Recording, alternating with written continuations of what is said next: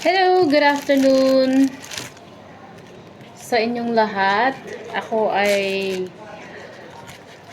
kakain so far. At gusto kong gawin ang video na to dahil maraming mga taong nangi-scam at gumagamit sa pangalan ng ibang tao. Katulad lang ng isang araw na ginamit nila yung pangalan ng ate ko, na-scam ng ate ko ng around 400 pesos sa kanyang account sa GCash. Ginagamit niya yung pangalan ni Lotlot Pugayan. So, naniwala naman ng ate ko. Tapos, ginamit yung Lotlot Pugayan, tumawag siya sa ate ko na Marlene. After that, ibinigay ng ate ko ng information niya. So, nakuha yung pera ng ate ko. Ang pag-aakala niya, yung kumare niya si Lotlot, iba palang tao. Tapos, nakakuha din yung taong nag-scam dun sa kuya ko. Tapos, ako din. Kasi, nung pagdating ko dito sa work, humihingi siya sa akin ng 200 pesos. Ang tanong pa sa akin, magkano daw ang laman ng aking GCash? Ang sagot ko naman 200 lang. Ang sabi niya sa akin, Ading, pwede mo nang ipadala sa akin yan kasi pambaon ng anak ko bukas. Kaya nagtaka ako dun sa sinabi niyang, ipababaon ko yung 200 pesos sa anak ko bukas. Kaya nagtaka ako, hindi naman humihingi si Marlene sa akin ng 200 kasi ang humihiram siya ng pera para sa pamangkin kong si Crisel. Humihiram siya sa akin ng 1,500.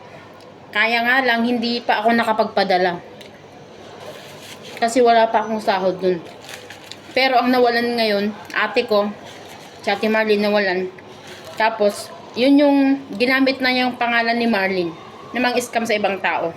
So, si Marlene, na iba yung gumagamit, nakahingi siya ng 1,000 sa aking kapatid na si June Agaloos. So, si kuya ko naman, hindi rin niya napansin na yung GCash, yung ibang tao, hindi rin siya nag-isip, parang na-hypnotize. Nawala sa sarili, nakapagpadala siya ng 1,000 pesos.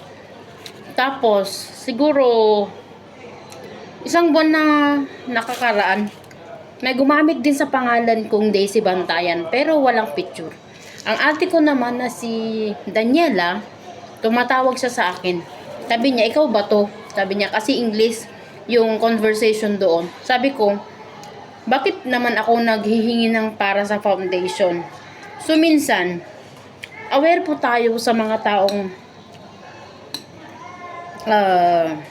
kailangan po nating mag-ingat palagi sa mga tao nating nakakausap kasi marami taong manliling lang para makakuha sila ng pera sa atin. Kaya, minsan nakakalungkot gagamitin na lang yung pangalan mo para sa mga love mo sa buhay. At least, nung ginamit na yung Daisy Bantayan, wala pa akong narinig na nakuhanan niya, na-scam niya. Kasi ang una niyang i-scamin, yung ate ko. At ang ate ko naman, alert siya, si Daniela. Agad niyang sinabi sa akin. Early morning pa yun, pagigising ko. Ang buhok ko pa buhaghag na buhaghag. Kaya sabi ko, hindi naman pinahintulutan ng Lord na may i-scam siyang tao. So ngayon, si Lotlot Pugayan, napansin ko na yun, na meron siyang sinend doon sa messenger na sabi niya, may makukuha daw ako ng 9,500 galing sa DSWD, basta magpadala, isend ko lang sa kanya yung GCash number ko, full name ko, ID ko, at etc. pa. Ako naman, dahil papasok ako dito sa aking trabaho, hindi ko siya binigyan ng pansin dahil sabi ko, sasagutin ko na lang pagdating ko sa trabaho ko. At nagkataon na pagdating ko dito sa work, tumatawag itong Marlene Agaloo sa akin. Ayun, ang sabi niya, magkano daw ang laman ng GCash ko? Ang sagot ko sa kanya, 200. Tumawa pa nga ako. Sabi ko, 200, humihiram ka. May asawa naman si ate sa Pilipinas. Hihingi siya ng pambaon bukas sa kanyang anak. So, nag-isip ako, bakit ganun ang konvo ng ate ko sa akin? Tinatawagan ko siya pero pinapatay. At ngayon, dahil hindi ako mapakali, kung si ate talaga yon, ngayon ang ginawa ko, tinawagan ko siya sa botim, yung ate ko.